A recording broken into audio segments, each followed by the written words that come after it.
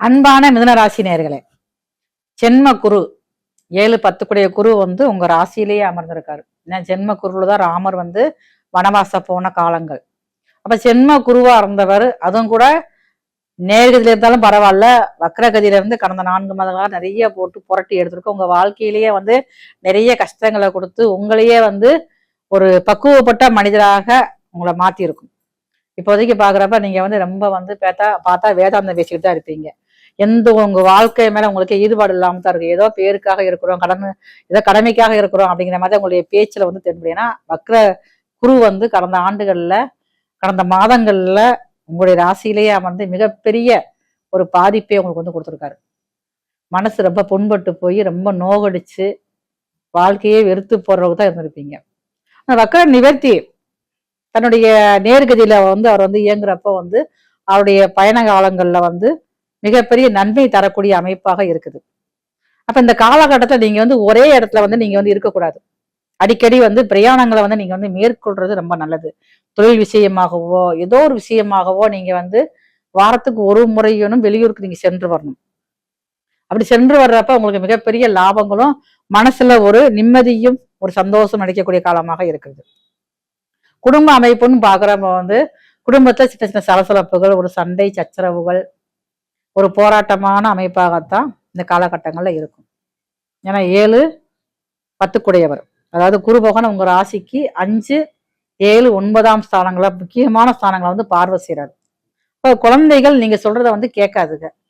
இதே மாதிரி உங்களுடைய வாழ்க்கை துணையுமே வந்து நீயா நானாங்கிற போட்டி ஈக்கோ வந்து இப்ப இந்த காலகட்டங்கள்ல கொஞ்சம் அதிகமா தான் இருக்கும். அப்ப நீங்க தான் சில நேரங்களில் வந்து விட்டு கொடுத்து போகணும். சில நேரங்களில் கண்டும் காணாம என்ன செஞ்சாலும் காதல வாங்காம இருக்கிறதா உங்களுடைய நிம்மதிக்கு ஒரு நல்ல அமைப்பாக இருக்கும். அடுத்து பாத்தீங்கன்னா உங்களுக்கு வந்து தந்தை ஸ்தானம். தந்தையால சில பிரச்சனைகள் வரக்கூடிய காலம். ஏற்கனவே உங்க ராசிக்கு 9ல வந்து ராகு உட்கார்ந்துருக்காரு. இப்ப வண்டி வாகனங்கள்ல போறப்ப உங்களுடைய உடல் ஆரோக்கியத்துல மிகவும் கவனமாக இருக்கணும். உங்களுக்கும் அப்படித்தான், உங்களுடைய தந்தைக்கு அப்படித்தான். தந்தையும் அப்படித்தான், வண்டி வாகனத்துல போறப்ப ரொம்ப கவனமாக இருக்கணும்.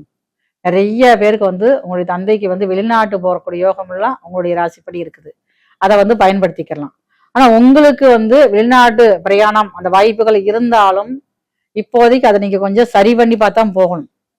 ஏன்னா அதுலயே நிறைய வந்து தவறுகள் நடக்கிறதுக்கு வாய்ப்புகள் அதிகமா இருக்கு. ராகுவும் அங்க இருக்காரு, குருவும் 9ஆம் பார்வையா பாக்குறதுனால சில நேரங்கள்ல வந்து நீங்க வெளிநாட்டு வாய்ப்பை நீங்க வந்து தவிர்த்திடணும். அப்ப தீர்த்த யாத்திரை போகணும்னு அது ரொம்ப நல்ல அமைப்பாக இருக்கு. இது வரைக்கும் நீங்க ஏதாவது நீண்ட காலமாக நீண்ட தூரமா போய் பயணம் செய்ய நினைச்சீங்கன்னா அதுக்கு வந்து உங்களுக்கு வந்து நல்ல ஒரு அமைப்பாகத்தான் இருக்குது. உங்க ராசிக்கு வந்து தடை பெற்ற புத்திர பாக்கியம் கிடைக்கும். ஏன்னா குரு வந்து உங்க ராசியிலேயே அமர்ந்து 5ஆம் இடத்தை பாக்குறதுனால உங்க ராசிக்கு இது வரைக்கும் யாரெல்லாம் வந்து புத்திர பாக்கியமே இல்லை அப்படிங்கிற ஒரு ஏக்கத்தை இருந்தீங்க அப்படின்னா அப்ப உங்களுக்கு வந்து புத்திர பாக்கியம் கிடைக்கிறதுக்கு இப்ப வந்து வாய்ப்புகள் அதிகமா இருக்கு. இந்த காலத்தை நீங்க வந்து பயன்படுத்திக்கலாம். அதே மாதிரி பாருங்க, குலதெய்வ வழிபாடு ரொம்ப வந்து முக்கியமா நீங்க வந்து செய்யணும். பூர்வீகத்தில் இருக்கக்கூடிய பிரச்சனைகள் சரியாகி அதுல இருந்து வரக்கூடிய சொத்துக்கள் எல்லாமே உங்களுக்கு வரக்கூடிய நேரமா இருக்கிறதுனால கண்டிப்பான முறையில் இந்த காலகட்டத்தில் நீங்க வந்து குலதெய்வத்துக்கு வழிபாடு செஞ்சுட்டு வாங்க. அதுவும் கூட உங்களுக்கு வந்து பெண் தெய்வமா இருந்தா ரொம்ப நல்லா இருக்கும். பெண் தெய்வத்தோட அனுக்கிரகம் வந்து உங்களுக்கு வந்து 100% கிடைக்கிறதுக்கு வாய்ப்புகள் அதிகமாக இருக்குது. உங்களுக்கு வந்து இது வரைக்கும் உங்களுக்கு வந்து குழந்தைகள் இருக்குது. என்னுடைய குழந்தைகள் விஷயத்துல வந்து படிப்புல வந்து ரொம்ப சுமாரா இருக்காங்க, அவங்களுக்கு சுபகாரியம் பண்ண முடியல அப்படின்னாலுமே வந்து இப்ப நீங்க வந்து சுபகாரியம் செஞ்சு நீங்க வந்து சந்தோஷப்படுவீங்க. அதே மாதிரி படிப்புலையும் இருக்கிற தடைகள் வந்து நீங்கி அதிகமாக ஒரு கவனத்தோட படிக்கக்கூடிய வாய்ப்புகள் வந்து உங்களுடைய குழந்தைகளுக்கு அதிகமா இருக்குது. உங்களுக்கு உங்க வாழ்க்கை துணைக்கும் சின்ன சின்ன பிரச்சனைகள், சண்டை சத்தங்கள், பிரிவுகள் வரக்கூடியதாக தான் இருக்கு. ஏன்னா குரு வந்து உங்க ராசியிலேயே உட்காந்து 7ஆம் இடத்தை வரை பாக்குறாரு. அப்ப பாக்குறதுனால 2 பேர்த்துக்குள்ள வந்து ஒரு புரிதல் இதுக்கு முன்னாடி இருந்திருக்கும். இப்ப அந்த இருக்கனால கொஞ்சம் நீயா நானாங்கிற ஒரு போட்டிகள் அதிகமாகி அந்த பிரிவில் இருக்கக்கூடிய காலங்கள் அதிகமா இருக்கனால அந்த நேரத்தில் நீங்க கொஞ்சம் விட்டு கொடுத்து போறது வந்து ரொம்ப நல்ல அமைப்பாக இருக்கும். தனஸ்தானத்துல குடும்பத்திலையும் பாத்தீங்கன்னா வருமானங்கள் ரொம்ப வந்து குறைவா இருக்கும். நீங்க ஒருத்தர் மட்டும் சம்பாதிக்கக்கூடிய அமைப்பாக இருந்தது அப்படின்னா அதுல வந்து வருமான தடைகள் வந்து அதிகமாக கொடுக்கும். தொழில் செய்யறவங்க வந்து ரொம்ப ரொம்ப நீங்க வந்து கவனமாக தொழில வந்து நீங்க வந்து இருக்கணும்.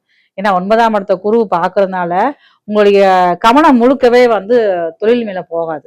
நிறைய வந்து பொழுதுபோக்கா இருக்கணும், எண்ணத்தை வேலை பார்த்து என்ன செய்ய அப்படிங்கிற மாதிரி ஒரு அசால்ட்டான எண்ணங்கள் வந்து இருக்க ஆரம்பிக்கும். அதனால வந்து தொழில் சார்ந்த விஷயங்கள்ல நீங்க ரொம்ப கவனமாக இருக்கணும். இப்போ நீங்க வந்து வேலை பார்க்குறீங்க அப்படின்னா வேலையில வந்து அதிகமான போட்டிகள் உங்களுக்கு வந்து ஏற்படும். சத்துருக்களுடைய தொல்லைகள் வந்து அதிகமா இருக்கும். ஏன்னா உங்களுக்கு வந்து சத்துருக்களுடைய எண்ணிக்கை வந்து அதிகரிச்சுக்கிட்டே இருக்கும். நீங்க எல்லாத்தையும் நட்பா தான் நீங்க பழகவே செய்வீங்க. உங்களுடைய வளர்ச்சியை கண்டு நிறைய பேர் வந்து உங்க மேல வந்து ஒரு பொறாமை போட்டி ஏற்படக்கூடிய இருக்கிறதுனால கொஞ்சம் எதிரிகள்கிட்டயே நீங்க வந்து எதிரிகள் நினைச்சு நீங்க கொஞ்சம் கொஞ்சம் கவனமா இருக்கணும். அவங்களோட தள்ளி போறது நல்லதான். எதிரி யாரு துரோகி யாருங்கிற அமைப்பே உங்களுக்கு வந்து தெரியாம இருக்கும். வீடு வீடு வாங்குறது, அதே மாதிரி நீங்க வந்து புதுசா வண்டி வாங்குறது எல்லாமே கொஞ்சம் கவனமா நீங்க பார்த்து வாங்கிக்கங்க. ஆனா வந்து சொத்துக்கள் நீங்க வந்து வாங்கி போடலாம், இடங்கள் வாங்கி போடலாம். காலி இடங்களா நீங்க வாங்கி போட்டா ரொம்ப நல்லது. வீடு கட்டுறதுக்குன்னு அதுக்கு சில காலங்கள் ஆன விட்டு நீங்க வந்து வீடு கட்டி ரொம்ப நல்ல அமைப்பாக இருக்கும்.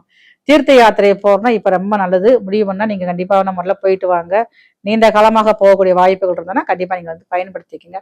அடுத்து உங்களுக்கு உங்க ஊர்லயே இருக்கக்கூடிய அம்மன் கோவிலுக்கு திங்கட்கிழமை சென்று அம்மனுக்கு ஒரு எலுமிச்சை, ஒரு 5 எலுமிச்சை அம்மனுடைய பாதத்துல வச்சு வழிபாடு செஞ்சுட்டு அந்த எலுமிச்சை பழத்தை கொண்டு வந்து வீட்டுல வந்து ஒரு சாதமா பண்ணி சூஸ் போட்டா சாப்பிட்டுவாங்க. மறக்காம அந்த அம்மனுக்கு 2 மாவிளக்கு தீபம் போட்டுவாங்க. உங்க வாழ்க்கையில் மிகப்பெரிய வளமும் வெற்றியும் கிடைக்கும். நம்ம சொல்ற அந்த ராசி பலன் எல்லாமே பாத்தீங்கன்னா இது வந்து பொது பலன்கள் மட்டும்தான். தனிப்பட்ட முறையில உங்களுடைய சுய சாதகத்தை நம்ம வந்து அலசி ஆராய்ஞ்சு பார்த்து சொல்றது உங்களுக்கு வந்து 100% பெர்ஃபெக்டா இருக்கும். ஆனா இதுலயும் பாருங்களேன், நிறைய பேர் வந்து நிறைய எனக்கு வந்து கமெண்ட்ல சொல்லுவாங்க, போன்ல சொல்லுவாங்க, ஒரு சில விஷயங்கள் நடக்குது செய்யுது அப்படிம்பாங்க. எதுவாக இருந்தாலுமே வந்து முறையான ஒரு நம்பிக்கையோட சொல்லக்கூடிய கோயில்களுக்கு போய் வழிபாடு செய்யறப்ப எல்லா விஷயங்களுமே உங்களுக்கு வந்து வெற்றி கிடைக்கக்கூடிய வாய்ப்புகள் வந்து அதிகமாக தான் இருக்குது. என்னதான் வந்து குரு நிவர்த்தி ஆனாலுமே வந்து அந்த குருவுமே பாருங்களேன் அவருடைய பகை வீட்டுல மாரகஸ்தானத்துல உட்காந்துருக்காரு. அப்படிங்கிறப்ப நிறைய பேருக்கு வந்து மனசுல எல்லாம் பலமான பிரச்சனைகளை கொடுத்துக்கிட்டே இருப்பாரு. அந்த குரு வந்து எல்லாத்துக்குமே நல்லதும் செய்ய மாட்டாரு, அதே மாதிரி பாதகமும் செய்ய மாட்டாரு. அப்படி இருக்கிற காலத்துல முறையான வழிபாடுகள் இருந்தா தான் நம்மளால வந்து அடுத்த காலத்துக்கு போக முடியும், வாழ்க்கையிலேயே வெற்றி பெற முடியும்.